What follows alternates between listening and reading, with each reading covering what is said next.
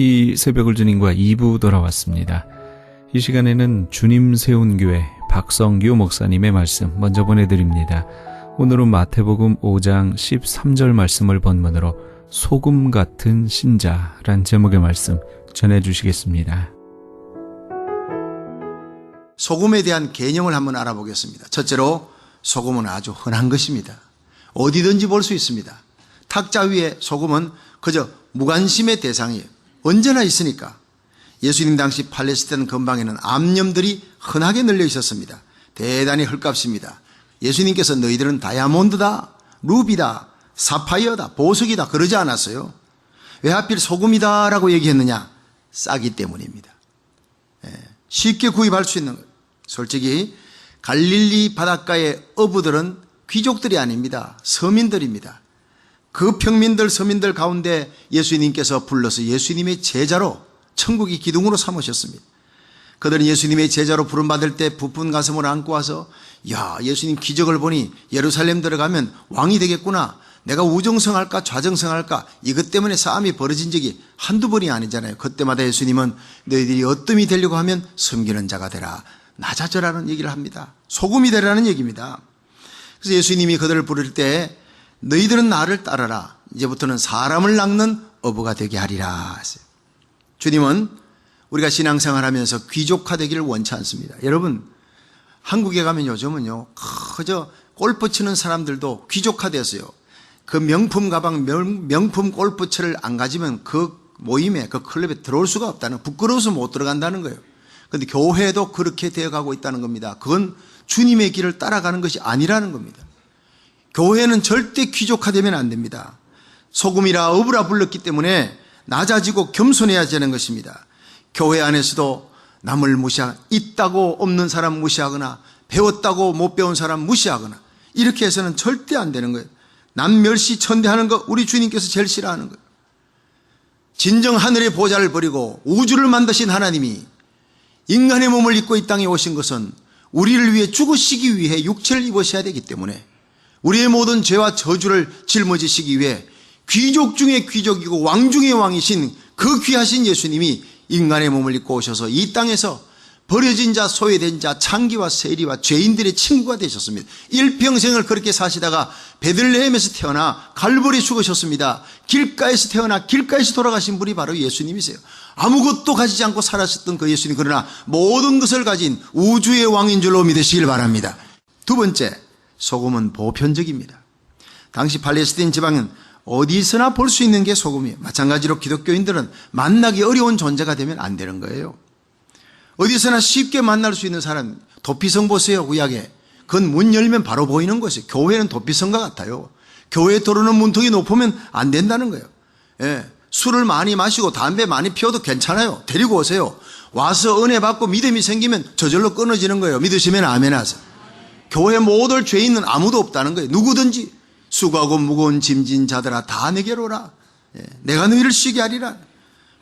여러분, 우리 예수 믿는 사람은 누구든지 만날 수 있는 성도여야 될 줄로 믿으시기 바랍니다. 저 사람은 내가 못 만나? 그러면 안 되는 거예요. 소금이 안 되는 거예요. 한국에서는 청와대 앞을 지나가도요, 거기서 사진 찍고 이러면 대부분 불신 검문 걸리는 거예요. 청와대 앞을 지나가기 참 부담스럽습니다. 근데 미국은 그렇지 않잖아요. 오래전에 제가 워싱턴 DC의 친구와 함께 갔더니 아침에 거기를 갔는데 티켓만 가지면 누구든지 들어갔어요. 다 백악관 안을 다 구경할 수 있어요. 영국에 가면 수상관저에 문이 하나 있는데 그 바로 앞에 식당이 있다고 해요. 그게 수상이 가능하면 아침 식사를 집에서 하지 않고 나와가지고 그 식당에서 한대요. 많은 사람들과 만나기 위해 수상과 함께 커피를 마시고 이런저런 얘기를 나누는 사람들이 많대요. 이게 소금은 이와 같이 보편적이어야 된다는 거예요. 누구든지 만날 수 있는, 우리 크리스천들은 누구든지 쉽게 만날 수 있는 친밀감이 있어야 해요. 성도들끼리 똘똘 뭉치는 거 좋지만 세상에서 불신자와 함께 어울려서 지내는 것도 귀한 일입니다. 교회 모이면 열심히 기도하고 예배에 열중하고 봉사하지만 흩어져서는 세상 속에 믿지 않는 사람들과 깊숙이 들어가 사귀면서 흡수되어서 소금의 사명을 잘 감당하다가 그들에게 복음 전하는 멋있는 소금이 되기를 축원합니다. 이 소금은요, 세 번째 무관심한 거예요. 소금은 너무 평범해서 눈에 잘 띄지 않습니다. 이와 같이 우리 그리스도인들이 남의 눈에 유별나게 탁 띄면 그건 잘못된 거예요. 유행에 너무 앞서도 안 되지만 구식이 돼도 안 되는 거예요. 뒤처져도 안 되는 거예요. 남이 희게 입으면 같이 희게 입고 검게 입으면 같이 검게 입고 흡수되는 거예요. 어울리는 거. 그래서 우는 자와 함께 울고 웃는 자와 함께 웃으라 그러잖아요. 소금은 한마디로 융통성입니다. 그리고 겸손입니다. 그리스도인들이 두 가지 속성이 예수님께서 소금 그 다음에는 빛입니다. 소금이 뭡니까? 어디나 잘 흡수되고 적용되고 어울리는 융통성과 겸손한 그리스도인이 되라는 거예요. 그런데 빛은 탁월합니다. 어둠을 밝힙니다. 예언자적인 사명이 하나님의 자녀요 왕같은 제사 너희들은 세상에 구별된 천국 시민이다. 하나님의 백성이라. 세속과 죄악에 타협할 수 없는 탁월한 그리스도인의 도덕성을 가져야 된다. 그래야 너희들이 빛된 삶을 산다. 믿으시면 아멘입니다. 네 번째, 소금은 생명에 있어서 반드시 필요한 존재입니다. 당시 아랍의 사막을 지나가는데 암염들이 여기저기 있어서 이 낙타나 양들은요 가다가 설적설적 혓바닥으로 빨아먹는 거예요. 그게. 근데 안 먹으면 죽습니다. 굉장히 싸고 여기저기 널려 있어서 무관심한데 암염이. 그런데 이걸 그 더운 중동 지방에 양들이 안 먹으면, 그걸 안 빨면요 양들은 픽픽 쓰러집니다. 이게 뭐냐? 바로 소금은 흔하고 싸지만 생명을 주는 존재예요. 먹어도 되고 안 먹어도 되는 게 아니라 보석 그거는요 먹으려고 가지는 거예요. 그냥 쳐다보려고 귀한 거예요. 양들이 보석 핥아먹고 사는 거 아니에요. 소금을 핥아먹고 사는 거예요. 소금은요 생명입니다. 생명을 살리는 역할을 하는 거예요. 예수님이 소금이라 그랬습니다. 예수님이 왜 하늘 보좌를 버리고 이 땅에 오셨느냐? 인간의 몸을 입고 오셨느냐? 우리를 살리기 위해, 내 죽음을 대신 지시고 나의 저주를 대신 지시기 위해 예수님이 이 땅에 오신 줄로 믿으시기 바랍니다. 그래서 우리는요 다른 사람이 아무리 해피 할리데이 해도 우리 그리스도인들은 메리 크리스마스가 돼야 되는 거예요. 여러분, 이 청교도의 신앙으로 세워졌던 대통령이 성경 측에 손을 얹고 선사하는 이 미국이 어찌하다가 크리스마스가 할리데이로 변했는지 안타깝기 짝이 없는 거예요. 예수님께서 이 땅에 오셔서 십자가 지시기까지 우리를 사랑하신 그 예수님의 사랑이 이사야 53장에 나오지 않습니까? 그가 찔림은 우리의 허물을 인하며 그가 상함은 우리의 죄악을 인하며 그가 징계를 받음으로 우리가 평화를 누리고 그가 채찍에 맞음으로 우리가 나음을 입었나니라. 우리는 그릇 행하여 각기 행하여 자기 길로 갔거니와 우리 무리의 모든 죄악을 다 예수님께 담당시키셨다 했어요. 예수님이 채찍에 맞음으로 우리의 모든 질병을 짊어지고 간 줄 믿으시기 바랍니다. 이 예배 가운데 그 말씀을 믿으면 어떤 불치병 난치병도 나음받는 역사가 일어날 줄 믿으시기 바랍니다. 갈릴리 바닷가에서 예수님은 저는 자, 병든 자, 귀신 들린 자, 어눌한 자, 약한 자, 버림받은 자, 소외된 자, 그들의 친구였고 그들을 고치시는 분이었습니다. 삶의 의욕을 잃어버린 자, 절망하는 자들이 다 예수님을 만나기만 하면 소생하는 새 힘을 얻고 생명을 얻었다는 거예요. 연세대학교 영문학 교수였던 오화섭 교수에게는 아주 총명한 딸이 하나 있었습니다. 오혜령이라고. 연세대학을 나와서 이화여고 교사를 했습니다. 교편을 잡으면서 방송인으로 수필 작가로 활동을 많이 했습니다. 그런데 약관 30대의 젊은 나이에 암이 걸려서 그 암도 두 가지, 위암과 임파선암이, 암 진단을 받고 3개월 이상 살 수가 없습니다라는 사형 선고를 받습니다. 이 오혜령 씨는 날마다 이제는 죽음을 기다리는 사람이 되었습니다. 매일 달력의 숫자에 빨간 색연필로 가위질을 해가면서 죽을 날 3개월밖에 못 살아 죽을 날만 세고 있는 거예요. 예정된 죽음의 날짜가 며칠 지났는데 아직 죽지 않았습니다. 물만 먹어도 토합니다. 온몸이 바짝바짝 마르고 혈변을 보는 고통이 계속됩니다. 죽음이 바로 코앞에 있습니다. 그때 매주 그에게 꽃을 보내주는 사람이 있었습니다.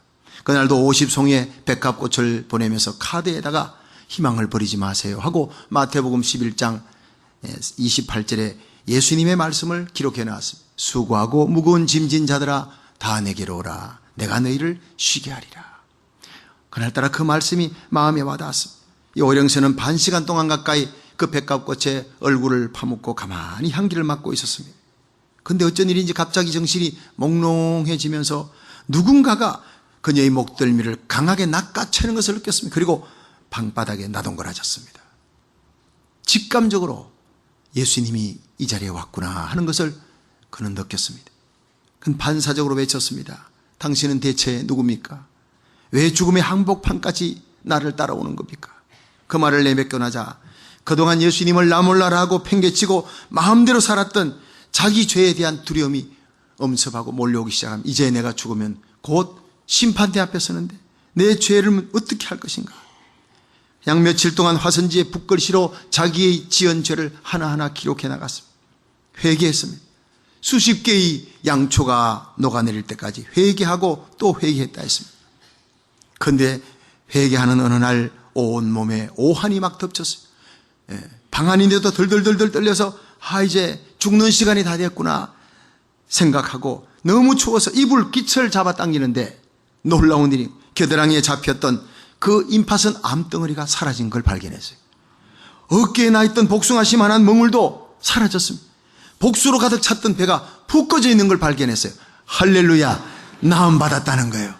너무나 놀라운 일이 예수님을 만나고 회개하고 나니까 새 생명 얻었습니다. 역대하 7장 14절에 내 이름을 걷는 내 백성이 그 악한 길에서 떠나 스스로 겸비하고 기도하여 하늘 아버지 얼굴을 구하면 내가 하늘에서 듣고 그 죄를 사하고 그 땅을 고칠지라.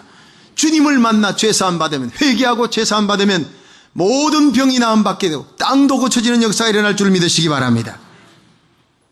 그녀는 예수 그리스도를 만나고 새 생명 얻고 고침받았습니다. 이제는 남은 생에 덤으로 사는 생애라 해서 지금은 경기도 어느 조그마한 마을에 버림받은 그 독거노인들, 가족들 다 떠나버리고 집 지키고 있는 그 불쌍한 독거노인들, 이런 사람들 모아서 평화의 집을 경영하고 있습니다. 하루에 지금 9시간씩 기도하는 신실한 신자가 되었습니다. 그분은 예수님을 만난 후 다음 같은 시를 썼습니다. 당신이 없는 생의 호수에 그물을 던지고 물고기가 잡히기를 바랐던 지난 날들은 죽은 시간이었습니다. 오 주님, 이제 당신께서 그물을 채워주소서. 그러면 저는 비로소 살 것입니다. 인생의 가장자리에 서 계신 부활의 주님, 당신 없이 한평생 수고해 보아야 우리 인생은 빈 그물이옵니다. 그렇습니다. 성도 여러분, 예수 그리스도는 우리 생의 빈 그물을 가득 찬 153마리의 고기로 채워주시는 분, 우리 인생을 풍요로 채우고 행복으로 채우고 생명으로 채우게 하기 위해 하늘 보좌를 버리고 이 땅에 인간으로 오신 분이 예수님인 줄로 믿으시길 바랍니다. 우리 예수님은 죽은 자를 살리시는 생명의 주님, 쓰러진 나를 일으켜주시고 나의 빈잔을 채워주시는 그 예수님을 오늘 이 예배 가운데 만날 수 있기를 주의 이름으로 축원합니다. 이제 소금의 개념에 이어서 이제 소금의 역할 3가지를 말씀드리겠습니다. 첫째는 소금은 강력한 자기 역할을 합니다. 대개 단맛, 신맛은요, 이게 뜨거운데 단맛을 넣고 차가운데 단맛이 넣으면 약간 맛이 다르대요. 신맛도 그렇대요. 그런데 소금은 뜨거운데 넣으나 차가운데 넣으나 그 짠 맛은 똑같다는 거예요. 예. 환경이 달라져도 맛이 그대로입니다. 다시 말해서 우리 성도는 어느 곳을 가든지 그 환경을 변화시키는 사람이 돼요. 환경 따라 내가 변화되면 안 되는 거예요. 환경을 정복하는 성도가 되기를 축원합니다. 그래서 성도를 일컬어 온도계 신자 되지 말고 온도 조절기 신자가 되자 그러는 거예요.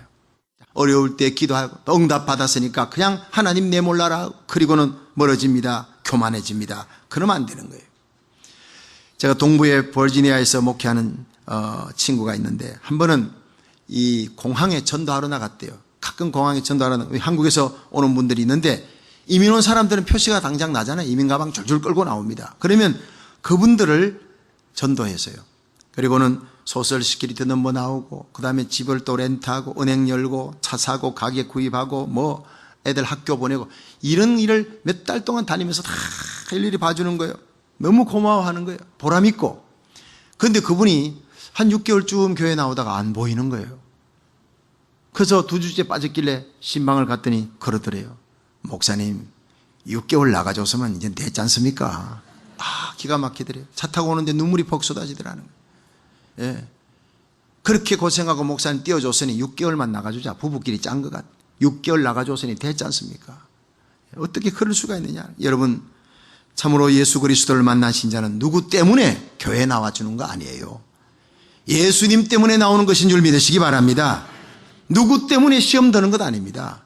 믿음의 주에 온전케 하시는 예수님만 바라보고 변함없는 신앙생활의 승리자가 되기를 주의 이름으로 축원합니다.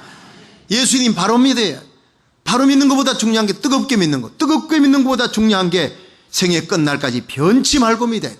예수 믿는 게 5년 10년도 못 돼서 변화되는 사람이, 변질되는 사람이 얼마나 많나요?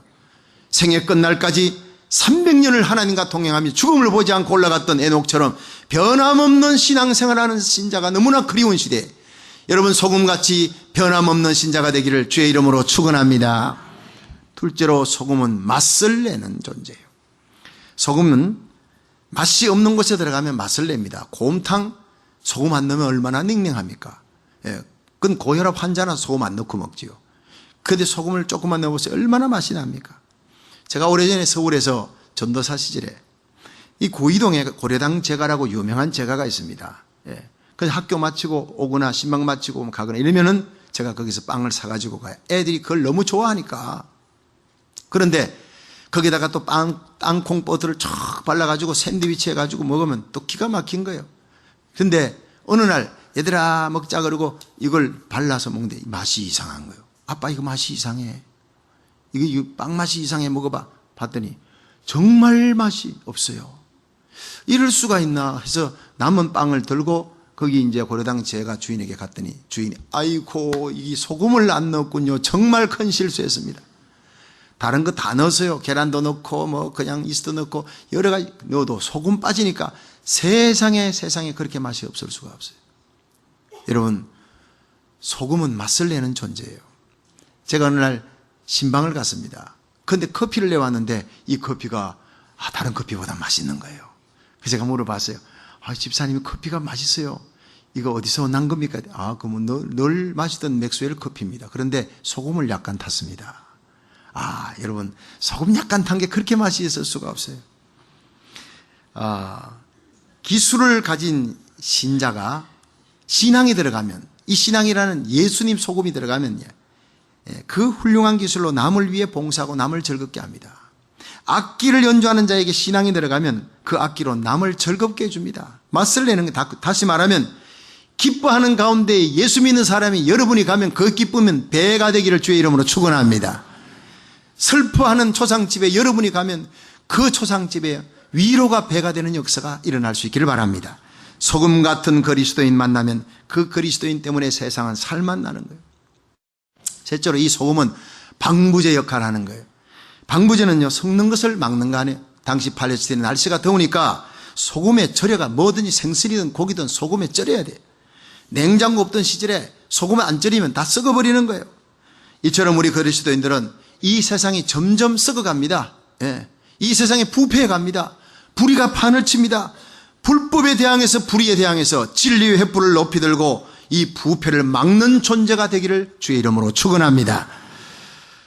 1955년 2월 1일 오후 6시 미국 역사에 한 획을 끊는 사건이 일어났습니다. 알라바마주 몽고메리에서 일어난 로사 파크스라고 하는 여자가요. 흑인인데 하루 일과 마치고 너무 중노동을 마치고 버스에 탔는데 다리가 뚱뚱 부어있는데요. 당시에는 몽고메리에는 흑백 분리 정책을 취하고 있었기 때문에 버스 앞좌석에는 백인이 앉고 뒷좌석에 흑인이 앉는데 앞좌석에 텅텅 비어도 뒷좌석에 흑인들은 서가지고 가야지 앉으면 안 되는 거예요. 근데 이 여자는 너무 다리 아프니까 그냥 그 백인 의자에 털썩 주저 앉았습니다. 그 다음 정거장에서 운전사가 바로 경찰에 연락해서 잡혀가서 유치장에 들어간 거예요. 이에 흑인들이 데모를 시작했습니다. 당시 몽고메리 시 버스 승객의 상당수가 대부분이 흑인들이었어요. 버스에서 이용하는 사람이. 그런데 이 흑인 승객들 90% 이상이 이 버스 보이콧 운동에 참여했습니다. 이 운동의 중심에 선 사람이 바로 마틴 루터 킹 목사예요. 이 운동 때문에 마틴 루터 킹이 탄생하고 그 사람이 지도력을 갖고 이 땅에 흑백 분리가 사라지는, 인종차별이 사라지는 역사가 일어나는 거예요. 당시 마틴 루터 킹 목사님은 1954년 몽고메리 조그마한 시골 교회에 초빙돼 왔습니다. 그의 나이 26세, 약관 26세의 젊은 나이예요. 흑인 사회는 여러 파벌로 분열되는데 이 킹 목사님은 어느 파벌에도 속하지 않아 의분과 용기와 리더십이 선 버스 보이콧 위원장으로 초대됐습니다. 이때부터 킹 목사님은 그 특유의 리더십을 발휘해서 민권운동을 대표하는 위대한 지도자로 우뚝 서게 됩니다. 먼저 말틴 루터 킹 목사님은 로사 파커스가 유치장에 갇혀서 조사받는 걸 구경했습니다. 버스 운전사 블레이크 씨가 말하기를 로사가 버스에 올라서자 백인들 향해 긴 한숨을 내쉬었다. 그 이유가 뭐냐 물어봤더니 백인들이 불쌍하다고 얘기하더라. 그렇게 이제 얘기를 합니다. 그래서 로사가 말했습니다. 그렇습니다. 나는 그들이 불쌍히 여겨졌습니다. I feel sorry for the white people. 그 백인들이 불쌍하게 생각됐다는 거예요. 백인들은 육신이 편할지 모르지만 그 영은 하나님께로부터 한없이 멀리 떨어져 있기 때문에 나는 그들의 영혼이 불쌍히 여겨져서 한숨을 길게 내쉬었습니다. 이게 신문에 크게 보도됐어요. 그런데 이 신문을 보고 놀란 사람, 충격을 받고 감동을 받은 사람은 말틴 루터 킹 목사입니다. 자기는 어릴 때부터 백인들에게 짓밟히며 살아왔고 그 억울함으로 백인들을 미워해서 민권운동 이겨야 된다. 우리의 자유를 찾아야 된다. 이렇게 민권운동을 시작했는데 이 로사 파커스의 그 백인을 불쌍히 여기는 마음이 잔잔하게 쓰나미처럼 몰려왔습니다. 그렇구나. 불쌍히 여기는 마음이 바로 예수님 마음이다. 그때부터 킹 목사님은 적개심이 아니라 긍휼을 안고 인권운동을 시작했습니다. 이 인권운동이 영혼의 불길처럼 번져 미국 전역으로 확산되고 29번이나 그는 감옥에 투옥됩니다. 가족들의 신변의 위험을 감수해야 했습니다. 그럼에도 불구하고 비폭력 무저항운동을 끝까지 고수하며 마침내 미국의 제2혁명으로 불리는 민권법이 1964년 제정됩니다. 인종차별법이 바로 그때 폐지된 것입니다. 할렐루야. 그 다음엔 1965년 이민법이 제정되어서 한국인뿐 아니라 아시안과 비백인들에게도 미국으로 들어오는 문호가 활짝 열려서 저와 여러분들이 쉽게 들어오게 되었고, 여러분 그들의 수고와 땀방울과 눈물이 아니었다면 우리들이 이렇게 자유롭게 살아갈 수가 없었습니다. 그래서 말틴 루터 킹 데이는 마치 미국의 3.1운동과 같은 절기로 지켜지고 있습니다. 현재 미국 전역 대도시 한인사회가 자리잡고 발전하게 되고 4,200개의 한인교회가 당당히 서게 된 것, 바로 루터 킹 목사님이 주도한 흑인 민권운동 때문이었다는 거예요. 말틴 루터 킹 목사님께 우리는 감사해야 합니다. 그래서 흑인을 보면 나는 무조건 감사해요. 그래서 하나님이 감사하라고 흑인들이 사는 동네에 나를 그쪽으로 이사가게 했나 봐요. 좌우가 다 흑인들이에요. 얼마나 반가운지 몰라요. 예. 말틴 루터 킹 목사의 불의를 대항하는 용기는 예수님을 닮은 것입니다. 믿으시면 아멘 하십시오. 그분은 소금의 역할을 잘 감당한 것입니다. 루터 킹 목사님은 예수님 팔자치 따라간 거예요. 작은 그리스도인의 삶을 살았습니다. 부패한 세상 속에 짠맛을 내는 사람. 우리도 이런 삶을 살아가 주님 앞에 설 수 있기를 주의 이름으로 축원합니다. 그러면 어떻게 생명의 복음 전하는 존재, 생명을 주는 존재, 변함없는 존재, 맛을 내는 소금, 부패를 방지하는 소금 같은 존재로 세상에서 소금의 역할을 해야 할까요? 녹아야 합니다. 녹지 않으면, 알갱이 그대로 있으면 아무리 잘난 소금이라도 소용이 쓸모없습니다. 녹아야, 형체가 없어져야, 물에 풀어져 버려야 맛을 내고 부패를 방지하고 세상 속에서 생명을 주는 존재가 되는 거예요.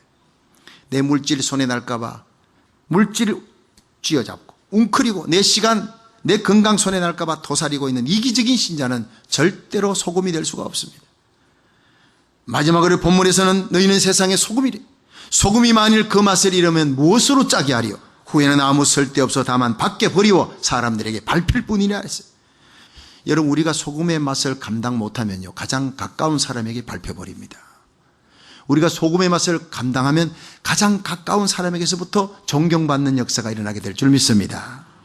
여러분, 맛이 없는 세상을 맛있게 하고 의미 없는 사회를 의미 있게 하고 목표를 상실하고 방황하는 사람들에게 삶의 신선한 감동과 목표와 하늘의 비전과 꿈을 주며 살맛나게 하며 썩어져가는 세상 속에 부패를 막는 신선한 그리스도인의 삶을 살다가 우리 주님을 맞이할 수 있기를 주의 이름으로 축원합니다.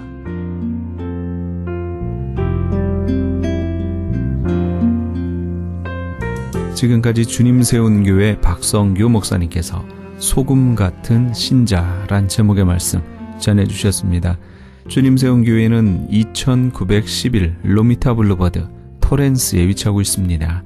신앙상담이나 교회에 대해서 좀 더 자세히 알기 원하시는 분은 전화 310-325-4020 310지역 325-4020 주님 세운 교회로 연락 주시기 바랍니다.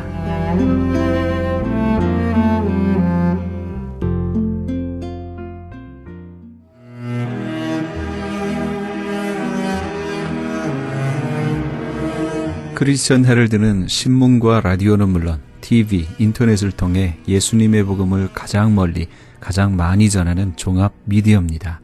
이런 사역을 감당하기 위해서는 우리 애청자 여러분의 후원과 기도가 절실히 필요합니다. 예수님이 우리에게 맡겨주신 이 지상사역에 함께 동참하시지 않으시겠습니까? 내가 너희에게 분부한 모든 것을 가르쳐 지키게 하라 말씀하신 우리 예수님의 지상명령에 함께 동참하시기 원하시는 분은 전화 213-353-0777 213지역 353-0777번으로 전화 주시면 자세히 안내해 드리겠습니다.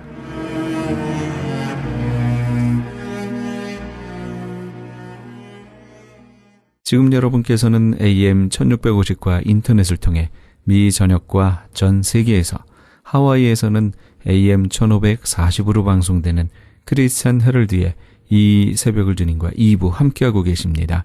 방송 시간과 설교 편성표는 크리스찬 헤럴드 신문 주간 편성표나 홈페이지 cheraldus.com에서 확인하실 수 있습니다. 계속해서 주향교회 김신 목사님의 말씀 보내드립니다. 오늘은 학계 2장 17절에서 23절까지의 말씀을 본문으로 복을 주는 사랑이란 제목의 말씀 전해주시겠습니다. 오늘 우리에게도 하나님 나라의 백성이 되는 구원의 은혜의 시작이요, 하나님 나라에 들어가는 새로운 날의 시작이다 하는 약속의 말씀입니다. 하나님의 자녀가 되는 것은 복입니다.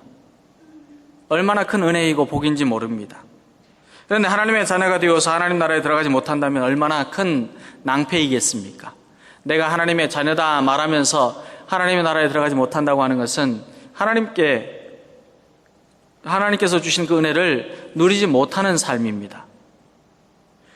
하나님의 자녀는 하나님의 거하시는 성전을 세워갈 때에 하나님의 주시는 복을 누리게 된다. 그렇게 학계 선지자는 말씀합니다.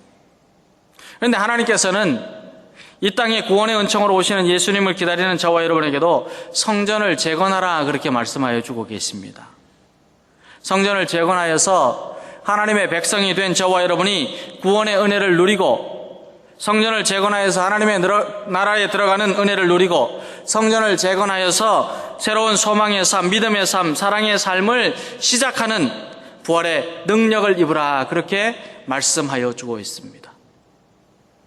구약시대 때에 이 땅에 오시는 메시아 예수님을 맞이하라 말씀하시는 하나님께서는 학계 선지자를 통해서 다시 한번 우리가 하나님의 나라에 들어갈 수 있도록 성전을 재건하라 그렇게 가르쳐주고 있습니다.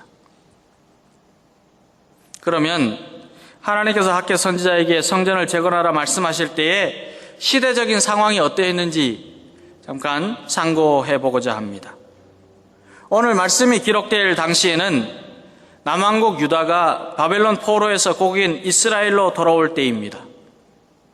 우리가 잘 알고 있는 대로 남왕국 유다는 북왕국 이스라엘이 멸망한 기원전 721년으로부터 136년이 지난 기원전 585년에 멸망을 하였습니다. 근데 이 멸망을 하게 된 원인이 어디 있었느냐? 북왕국 이스라엘과 마찬가지로 남왕국도 하나님을 두려워하고 참으로 하나님을 경외하는 그러한 민족이 되어야 되는데 그렇지 못하였기 때문입니다.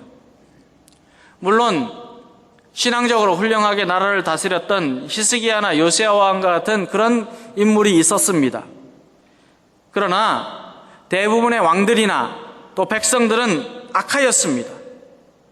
왜 악하였느냐 하면은 하나님의 말씀을 듣지 않았기 때문입니다. 교만하였기 때문입니다. 그들은 우상을 따르고 불신앙으로 가득하였기 때문입니다. 하나님께서는 북왕국 이스라엘과 마찬가지로 남왕국의 교만과 불신앙을 보시고 용서하지 않으셨습니다. 그리고 그들에게 벌을 내리셨습니다. 그래서 하나님께서는 바벨론을 사용하셔서 남왕국의 마지막 왕인 시드기야의 두 눈을 뽑아내셨습니다. 백성은 포로가 되어서 바벨론으로 끌려가게 하셨습니다. 그래야 해서 이때에는 솔로몬 왕이 7년 동안 건축하였던 아름다운 궁전도 다 파괴가 되었습니다. 백성들이 살던 집들도 다 불이 탔습니다. 성전에서 사용하던 성물들은 바벨론 신전에 옮겨져서 우상을 숭배하는 일에 사용되었습니다. 그런데 바사라고 불리는 페르시아 왕 고레스가 기원전 539년에 바벨론을 함락을 합니다. 바벨론을 무찔러서 이기게 됩니다. 오늘날로 보면은 이란이 이라크를 이긴 셈이 됩니다. 그리고 난 다음에 고레스 왕은 이듬해 칙령을 내리는데 이스라엘 민족은 고국인 예루살렘으로 돌아가라, 그렇게 명령을 내렸습니다. 이렇게 하여서 유다의 백성들은 바벨론의 포로가 되어서 70년을 생활하다가 기원전 537년도에 고국인 예루살렘으로 돌아오게 되었습니다. 수르바벨을 중심으로 해서 1차 귀환이 이루어졌습니다. 그런데 그때에 학계 선지자도 그들과 함께 있었습니다. 그러나 예루살렘으로 돌아와 보니 성은 모두가 다 허물어져 있었습니다. 성문은 다 불타서 없어졌습니다. 그리고 성전은 황폐하였습니다. 이처럼 황폐하게 된 하나님의 성전을 바라보면서 백성들은 눈물을 흘립니다. 그리고 그들은 학계의 선지자와 함께 무너진 성전을 재건하기 시작합니다. 근데 성전을 재건하는데 온전하게, 그리고 또 아주 문제가 없이 건축이 되면 좋겠는데, 성전을 재건하려는데 방해를 하는 세력도 많이 있었습니다. 반대하는 세력도 있었습니다. 모함하고 시기하고 질투하고 못하게 하였습니다. 그러나 학계 선전을 황폐하게 된 하나님의 거하시는 거룩한 집을 그냥 내버려두는 백성들을 책망하면서 다시 성전을 건축하기 시작합니다. 이렇게 하여서 학계 선자는 백성들과 함께 솔로몬이 건축하였던 아름다운 성전과는 비교할 수 없지만은 기원전 516년에 드디어 성전을 완공하고 하나님께 올려드리게 됩니다. 이 성전을 구약 성경은 수룹바벨 성전이라 그렇게 부르고 있습니다. 하나님께서는 수룹바벨 성전을 통해서 어두움에 고통하는 백성들에게, 영적으로 황폐하여지는 심령들에게 하나님의 영광을 비추어서 참으로 메시아의 오심의 기쁨을 누리도록 축복하여 주셨습니다. 성전을 재건하고 그 성전 가운데 거하며 예수 그리스도의 그 오심을 기다리며 구원의 은총을 누리도록 복을 내려 주셨습니다. 사랑하는 성도 여러분, 하나님께서는 구약의 말씀을 통하여서 구원자 메시아의 오심을 약속하여 주셨지만은 오늘 저와 여러분에게는 학계의 선자를 통하여서 이 땅에 다시 오실 주님의 재림을 기다리는 말씀으로 오늘 이 말씀을 주십니다. 하나님께서는 황량한 광야와 같은 영적으로 어둡고 황폐한 이 시대에 평화의 왕이 되시고 영광의 빛이 되시고 구원의 주님이 되시는 예수님을 맞이하도록 성전 안에 거하게 불러주셨습니다. 이 믿음을 가지고 주님을 기다리라 오늘 우리에게 말씀하십니다. 이 땅에 메시아가 오신다고 하는 소식은 참으로 하나님의 크신 은혜이고 복입니다. 복은 땅에 기름진 복도 있지만은 먼저는 하늘에 신령한 복이 있다. 하나님께서는 신명기 28장에서 말씀하여 줍니다. 하나님이 주시는 신령한 복이 뭐냐? 민수기 6장 24절 이하의 말씀을 보면 하나님께서는 아론을 통하여서 복을 축복하여 주십니다. 하나님의 복은 우리를 지켜주시는 복이에요. 외로울 때 위로가 되어주시고, 병들고 연약할 때에 힘을 주시고 치료하여 주시고, 지쳐있을 때에 힘이 되어주시고, 사망의 음침한 골짜기를 다니고 악한 사단의 유혹이 와도 두려워하지 아니하고 하나님의 지팡이와 막대기가 지켜주시고 갈 길을 몰라 방황하는 백성들에게 인도하여 주시는 그 하나님의 은혜가 축복입니다. 우리에게 축복이 뭐냐? 하나님이 함께 하신다는 겁니다. 하나님이 지켜주신다는 겁니다. 또한 하나님의 복이 무엇인가 하면 우리를 구원하시는 은혜입니다. 죽음의 권세를 이기시고 영원한 부활의 생명을 누리게 하시는 하나님의 은혜가 우리에게는 복입니다. 저와 여러분이 누리는 복이 무엇입니까? 영원한 생명입니다. 그것이 하나님의 복입니다. 하나님의 복은 또한 무엇인가? 낙심하고 절망할 일이 끊임없이 일어나는 이 시대에 참된 평안을 누리고 기쁨을 누리고 즐거움을 가지게 하는 것이 하나님께서 주시는 복입니다. 이 복을 누리도록 성전을 재건하고 이 복을 주시는 주님을 기다리라 말씀하여 주고 있습니다. 하나님은 오늘 이 복을 주시기 위하여 메시아 오심을 학계 선자를 통하여 선포하며 성전을 재건하라 하십니다. 그러면 우리가 어떤 믿음을 가져야 주님의 전을 재건하고 이 땅에 다시 오시는 메시아를 기다리며 주님의 복을 누릴 수가 있겠습니까? 오늘 말씀을 통하여서 우리가 어떤 믿음을 가져야 하나님 주신 복을 누리게 되는지 몇 가지 상고해 보고자 합니다. 17절 말씀을 보면 하나님께서는 여호와께로 돌아오는 자에게 복을 주신다 그랬어요. 여호와께로 돌아오는 자에게. 하나님께서는 이스라엘 백성들이 하나님께로 돌아오지 않았을 때는 깨지고 무너지고 황폐하게 된다 그랬었어요.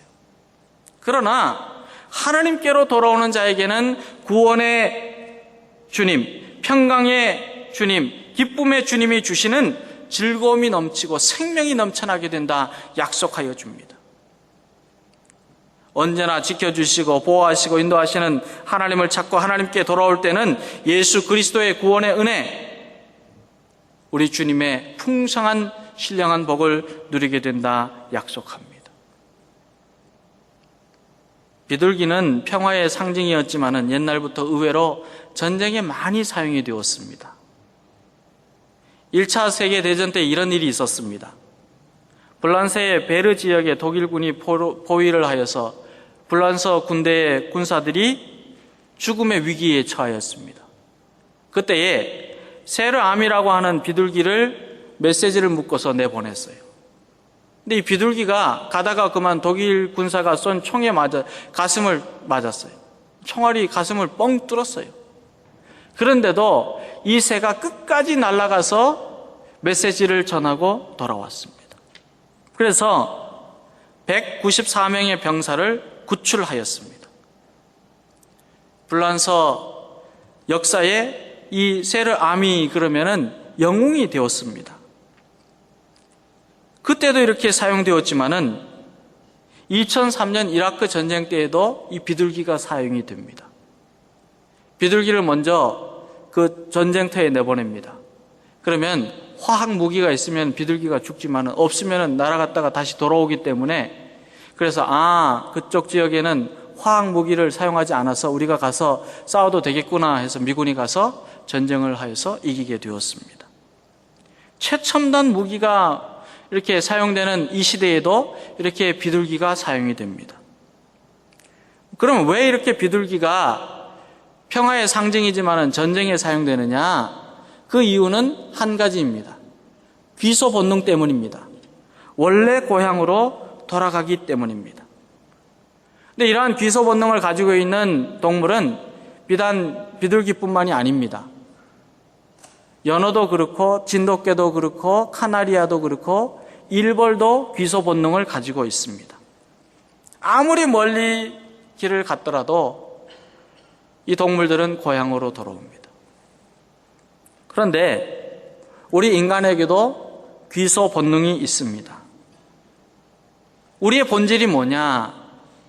저와 여러분의 본질이 뭐냐? 하나님 나라로 돌아가고자 하는 본질입니다. 우리는 하나님께로 돌아가고자 하는 마음이 있습니다. 왜 그러냐 하면 우리 모든 인간은 하나님의 형상으로 지음바 되었기 때문입니다. 하나님의 형상으로 지음바 되었기 때문에 늘 하나님을 생각합니다. 하나님께로 나아가고자 하는 마음이 있습니다. 여러 가지 방해 때문에 찾지 못하고 알지 못하고 그리고 깨닫지 못하여서 가지 못하지만 그러나 늘 우리 심령 가운데는 하나님 나라에 대한 본질이 있습니다. 사랑하는 성도 여러분, 저희들은 알고만 있는 것으로 끝나는 것이 아니라 날마다의 삶 속에서 하나님 나라로 돌아가야 합니다. 하나님께로 나아가야 합니다. 하나님을 찾아야 합니다. 왜냐하면 하나님께로 돌아갈 때에 행복이 있기 때문입니다. 하나님께 돌아가야 참된 자유를 누릴 수 있기 때문입니다. 하나님께로 돌아가야 세상이 줄 수 없는 평강을 누릴 수 있기 때문입니다. 어떻게 우리가 이 세상을 승리할 수 있느냐? 어떻게 참된 평화를 누릴 수 있느냐? 어떻게 참된 기쁨을 맛볼 수 있느냐? 하나님께로 돌아갈 때예요. 세상이 아닙니다. 아버지의 재산을 상속받아서 집을 나간 아들이 탕자가 되었지만은 아버지의 사랑을 잊지 못하고 그리워하여서 아버지의 집으로 돌아갔을 때에 아버지의 그 신분을 회복하고 아버지의 그 특권을 누리게 된 것을 우리는 기억해야 합니다. 아버지께로 돌아갔던 탕자처럼 저와 여러분은 하나님께로 돌아가야 합니다. 여러분의 진정한 행복이 어디에 있습니까? 예수 그리스도 안에 있습니다. 주님 밖에는 없습니다. 예수님의 사랑 안에 있을 때에만 우리는 가슴 가득한 기쁨과 행복을 찾을 수가 있습니다. 예수님 밖에 있는 것은 다 헛된 것입니다. 그렇기 때문에 전도자는 헛되고 헛되니 모든 것이 헛되도다 그렇게 고백합니다. 우리는 여호와께로 돌아가야 복을 받습니다. 저와 여러분은 여호와의 구원을 확신하고 여호와의 사랑을 그리워하며 여호와를 찾고 여호와의 품으로 돌아와서 하나님의 풍성한 생명이 되시는 예수 그리스도의 구원의 복을 누리게 되기를 주님의 이름으로 기원합니다. 또한 어떻게 우리가 예수 그리스도의 구원의 복을 누리느냐? 하나님이 주시는 복을 누릴 수 있는 길은 18절과 19절 말씀을 보면 성전의 기초를 놓는 자에게 이런 복을 주신다 약속합니다. 여호와의 성전을 재건하기 위해서 지대를 쌓았지만은 중단이 되었습니다. 많은 방해가 있었고 반대가 있었기 때문에 중단이 되었어요. 그런데 그 중단된 기간을 보면 참으로 모든 것이 단절이 되고 끝나고 막혀 있는 것을 보게 됩니다. 그래서 하나님께서는 학개 선지자에게 뭐라고 말씀하시냐 하면은 중단된 기간에 되어진 일을 회상하라 그랬어요. 기억하라 그랬어요. 이전을 기억하라는 겁니다.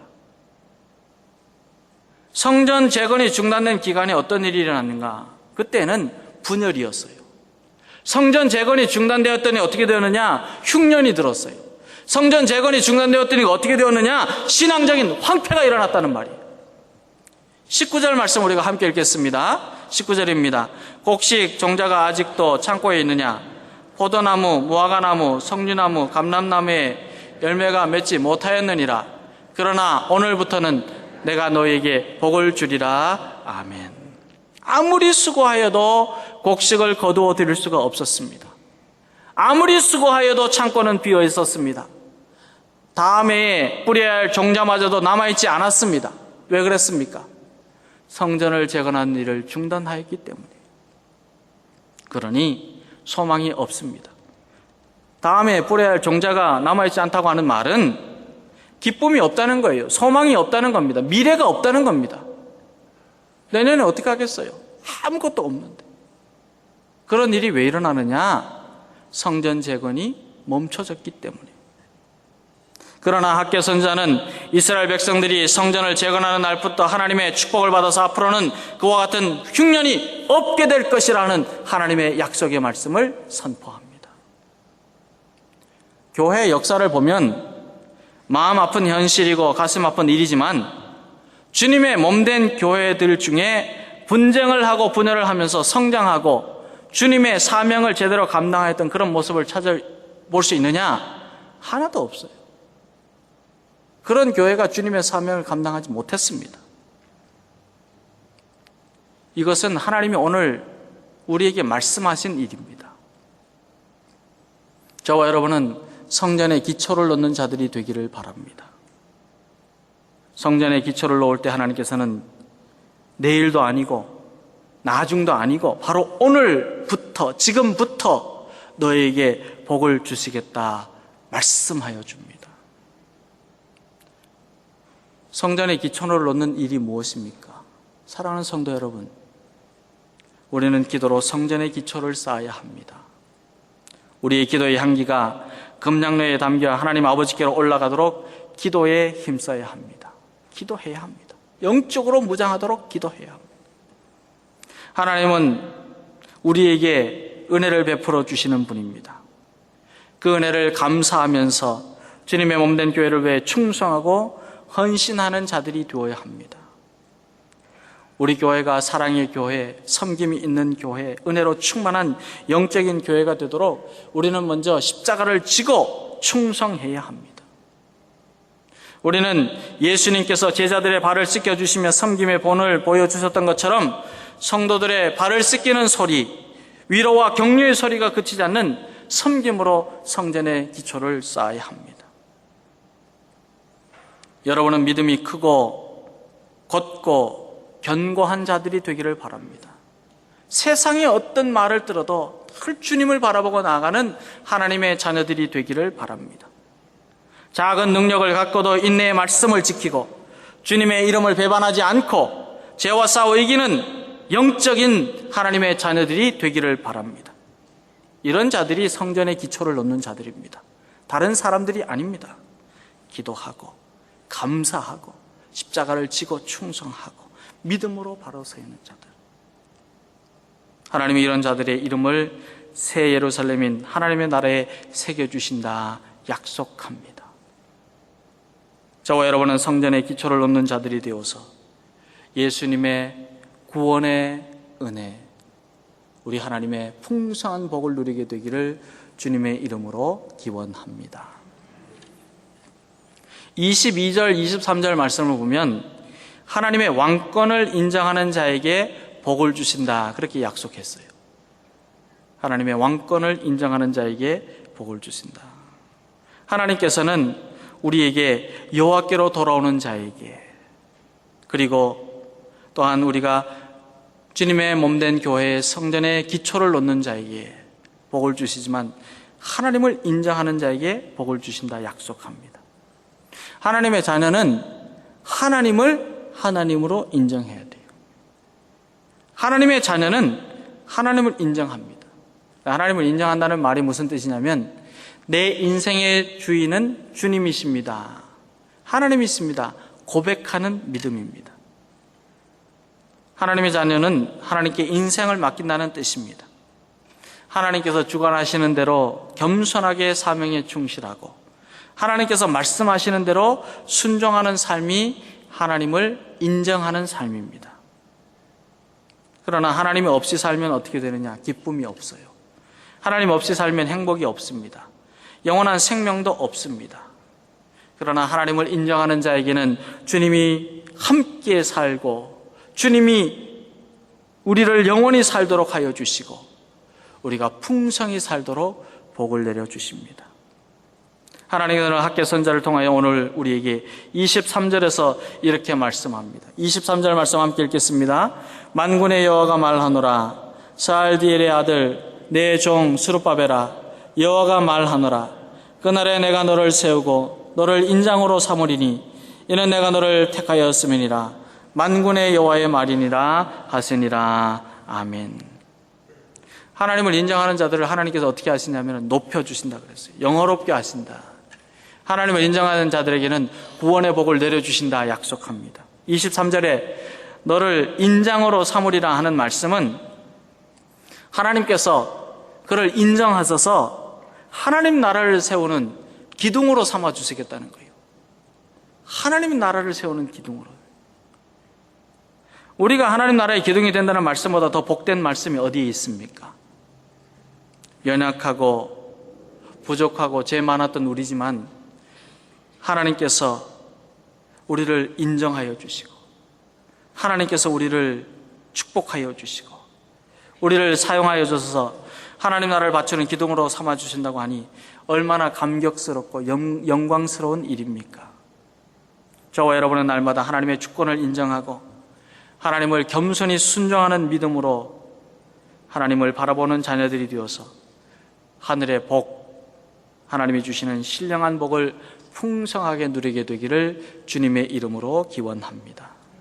사랑하는 성도 여러분, 하나님은 복을 주시는 분이세요. 하나님은 우리에게 복을 주시는 분이세요.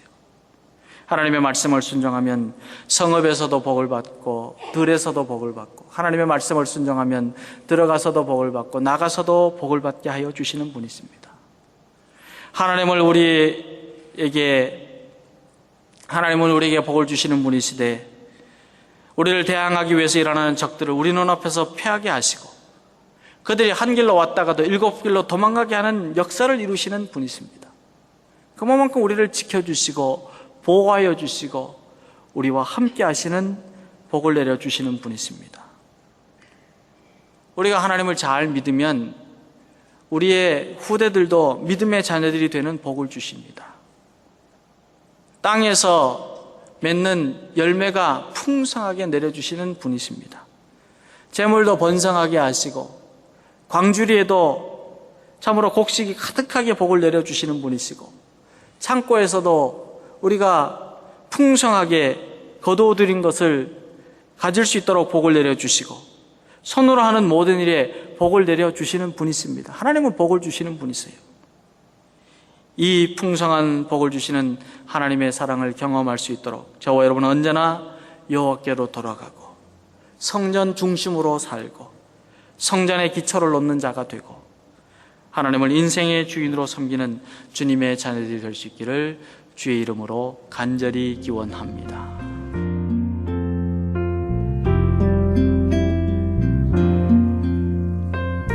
지금까지 김신 목사님께서 복을 주는 사랑이란 제목의 말씀 전해주셨습니다. 주향교회는 3412 웨스트 사가 스트리트 LA에 위치하고 있습니다. 신앙상담이나 교회에 대해서 좀 더 자세히 알기 원하시는 분은 전화 213-383-4951 213지역 383-4951 주향교회로 연락 주시기 바랍니다.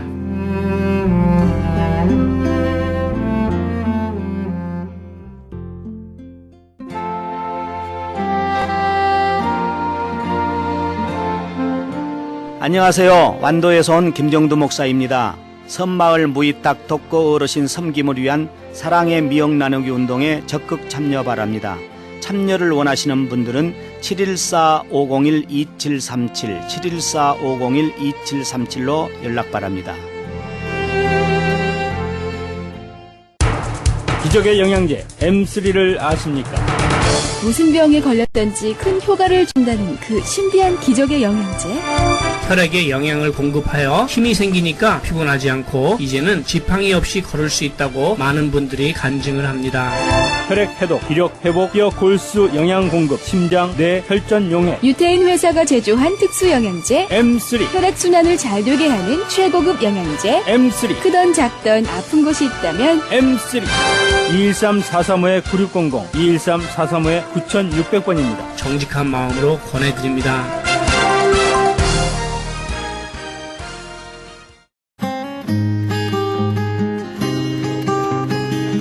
교계 게시판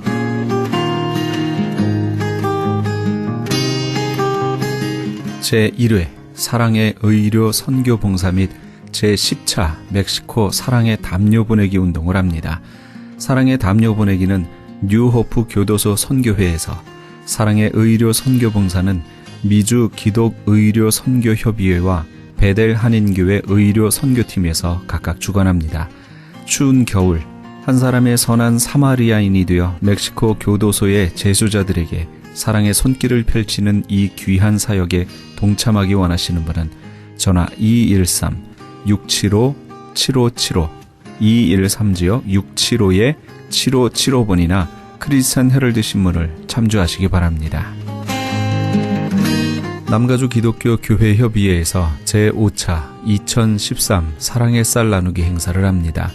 연말연시를 맞아 소외되고 외로운 이웃들에게 사랑의 마음으로 정성을 담은 쌀을 한 포씩 나누면서 그리스도의 사랑을 실천하고 주님의 사랑을 나누기 위해 실시하는 사랑의 쌀 나누기 행사는 교계단체는 물론 LA 한인회, LA 상공회의소, 민주평통 LA, 한국문화유산재단, LA 한인간호사협회, LA 한인 영화인 협회 등 각종 한인단체와 기관들 모두 36개의 단체가 참여합니다. 본 행사는 12월 31일까지 사랑의 쌀 모금을 실시하며 모금된 기금으로 구입한 쌀은 12월 21일부터 12월 28일 오전 10시에서 오후 2시까지 LA 총영사관과 지정된 교회에서 배부하게 됩니다. 현재 후원금 접수는 남가주 교회협의회에서 하고 있으며 좀 더 자세한 문의는 전화 323-735-3000번 323지역 735-3000번으로 문의하시기 바랍니다. 그레이스 미션 대학교에서 2014년도 봄학기 신입생을 모집합니다. 본 학교는 플러튼에 있는 은혜 한인교회 캠퍼스에 있으며 제공하는 학위는 4년제 학사, 2년제 석사, 3년제 목회학 석사, 그리고 선교학 박사 과정이 있습니다. 그레이스 미션 대학은 ABHE와 트랙스 정회원 학교입니다. 특히 선교학 석사와 선교학 박사 과정 신입생을 환영합니다. 2014 봄학기 개강은 2월 3일에 있습니다. 그레이스 미션 대학교를 소개하는 오픈하우스가 11월 26일 화요일 오후 7시에 은혜 한인교회 본당에서 있습니다. 좀 더 자세한 사항은 714-525-0088 714지역 525-0088번으로 문의하시기 바랍니다. 교계 게시판에 대한 좀 더 자세한 사항은 크리스천 헤럴드 신문 교계 소식란을 참조하시기 바랍니다.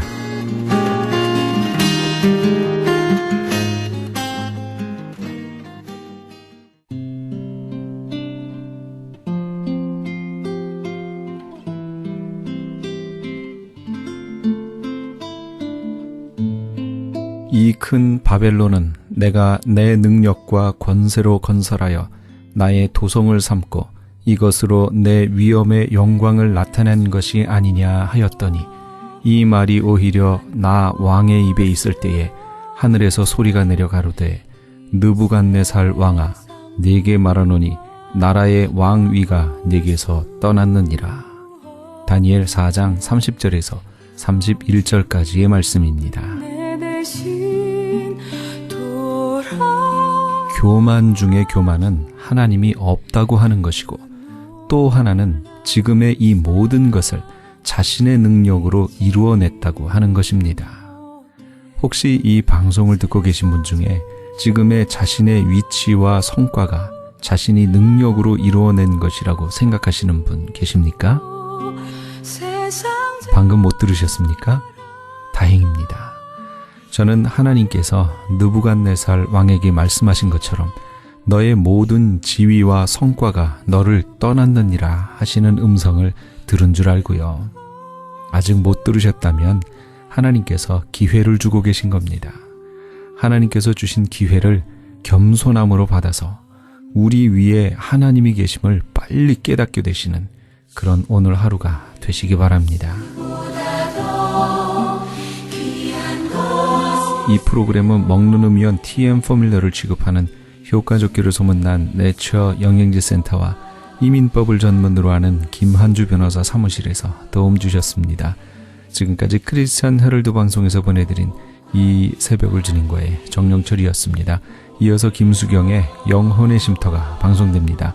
많은 애청 바랍니다. 고맙습니다.